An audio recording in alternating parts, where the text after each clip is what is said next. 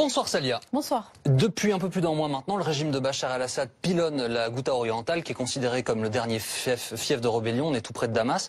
Ce week-end, l'armée syrienne a annoncé avoir repris la quasi-totalité du territoire. Oui, et pour fêter ça, le président syrien lui-même s'est déplacé à la Ghouta orientale, en banlieue de Damas. Et vous allez le voir, Bachar el-Assad n'a pas hésité à faire dans la mise en scène.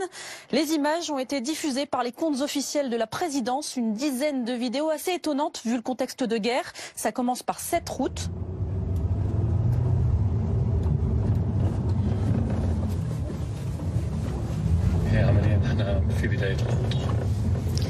Vous ne rêvez pas, c'est bien Bachar el-Assad lui-même, président de la Syrie, au volant de la voiture, lunettes de soleil sur le nez. Je vais inspecter les forces armées et les territoires libérés. Comme s'il allait faire ses courses dans le flot de la circulation, en homme simple, filmé par 2 caméras embarquées, et surtout pas de sécurité visible. Un homme simple qui parle de la guerre comme ça.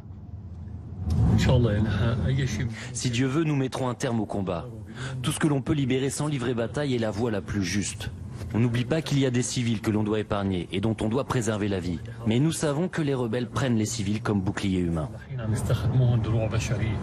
Dans ces vidéos, tout en décontraction, le président syrien vise en fait à légitimer son offensive contre les rebelles. Sa méthode, expliquer en quoi ils nuisent à la vie quotidienne des Syriens. Plusieurs routes et autoroutes ont été des cibles. Le but était d'asphyxier la ville de Damas et même toute la Syrie. Quand on parvient à rouvrir une route, une autoroute, c'est comme si on réinjectait de la vie, de l'oxygène et du sang dans toute la Syrie. La mise en scène continue quand il arrive dans les premiers villages bombardés par l'armée syrienne. Ce sont des zones qui étaient sous la domination des rebelles.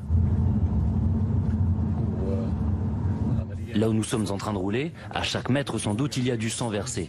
Du sang versé d'un soldat syrien, un héros parmi les héros, pour que l'on puisse, nous, revenir et faire renaître la vie.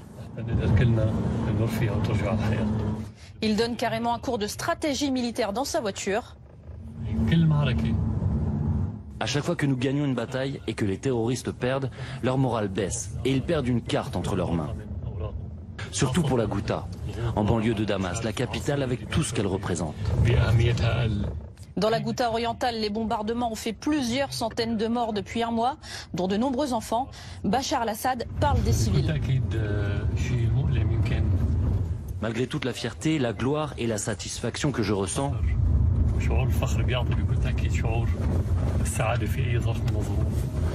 il m'est pénible de voir les gens, les enfants, forcés de fuir leur domicile sous la menace terroriste.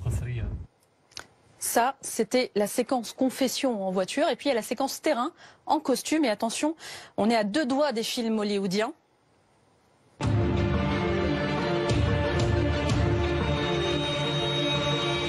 Non, il n'y a pas de trucage. C'est la présidence syrienne qui a mis la musique sur la vidéo.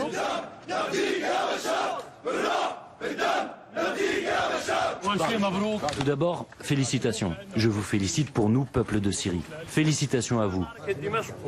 Les habitants de Damas n'ont pas de mots pour vous remercier. Chaque fois que vous tirez sur un terroriste, vous participez à l'équilibre du monde.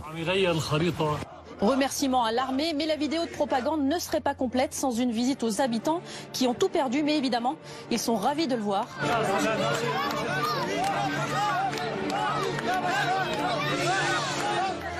Serrage de main, bise, il prend même des enfants dans les bras. On va protéger tous les habitants de la Ghouta. Nous vaincrons le terrorisme. On va vous procurer tout ce dont vous avez besoin. Vous ne manquerez plus de rien. Et le tout se termine comme ça.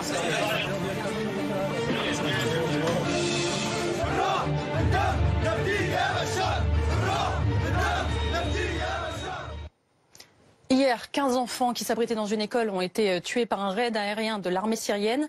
Selon l'Observatoire syrien des droits de l'homme, les bombardements ont provoqué près de 1400 civils, la mort de près de 1400 civils, dont 274 enfants, et ce depuis le 18 février dernier.